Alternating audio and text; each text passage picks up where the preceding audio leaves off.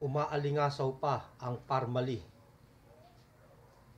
Akala ng marami tapos na ang kontrobersya sa Parmali Pharmaceutical Corp. Ito yung kumpanya na may maliit na kapital pero nakakuha ng kontrata sa Department of Health o DOH para mag-supply ng COVID supplies at iba pang kagamitan sa pamamagitan ng procurement service ng PSDBM o Department of Budget and Management. Nakuha ng Parmali ang 26.39% ng 42 bilyong piso na kontrata sa kabila na ang kanilang kapital ay 625,000 pesos lamang. May nadagdag na personalidad sa kontrobersya ng Parmali at PSDBM. Makaraang ipag-utos ng Office of the Ombudsman nasampahan ng reklamo si dating Department of Health Secretary Francisco Duque III. Bukod kay Duque, pinakakasuhan din si dating PSDBM Undersecretary Lloyd Christopher Lau. Ito ay may kaugnayan sa iligal na paglilipat ng 42 bilyong pisong pambili ng COVID-19 supplies at mga kagamitan noong 2020 habang may pandemya.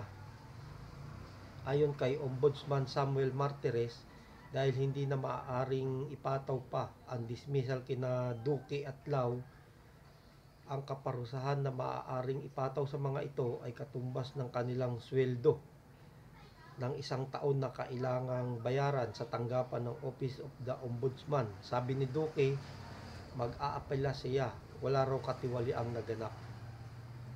Noong Agosto 2023, ipinag-utos na ng Office of the Ombudsman ang pagsibak sa pwesto at pagsasampa ng kaso laban kay Lau at overall Deputy Ombudsman Warren Lex Leong dahil sa maanumalyang pagbili ng bilyong pisong halaga ng medical supplies sa Parmali noong 2020.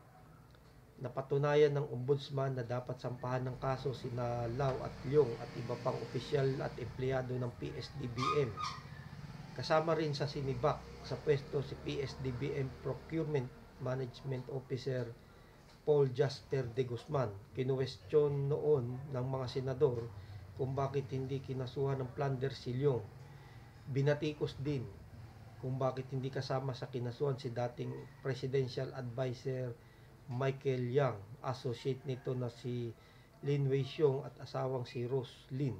Siyang ay Presidential Economic Advisor ni dating President Rodrigo Duterte. Ang Parmali officials na kinasuhan ng Ombudsman ay sina President Twinkle Dargani, Treasurer and Secretary Mohit Dargani, Directors Lincoln Ong at Justin Garado at Board Member Wang Chuyen. Ang iba pang PSDBM officials na kinasuhan ng Ombudsman ay sina Christine Marie Suntay, Webster Laure Nana, August Ilagan, Jason Mer Uayan at Crisel Grace Mago. Umaalingasaw ang korupsyon na kinasasangkutan ng Parmali, PSDBM at DOH. Subalit meron pang malaking isda na nasa likod ng anomalya. Ang isdang ito ang nararapat malambat. Ayan, yung investigasyon ng dating senador Richard Dick Gordon at chairman ng Senate Blue Ribbon Committee. Ito yung investigasyon sa Parmali sa sinasabing maanumalya na transaksyon sa gobyerno na nakakuha ng bilyon-bilyong piso na halaga ng kontrata sa kabila ng maliit na kapital lamang nito. At ang masakit nito, dahil sa Parmali na ito na investigasyon ng Senate Blue Ribbon Committee ni Senator Dick Gordon, natalo si Senator Dick Gordon noong 2022 senatorial elections dahil dito sa Parmali.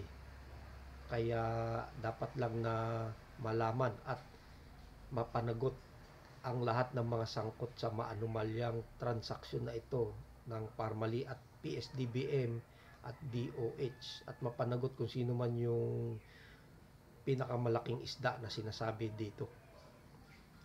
Dahil sa gitna ng pandemya, ang lubog lubog pa sa utang ang Pilipinas at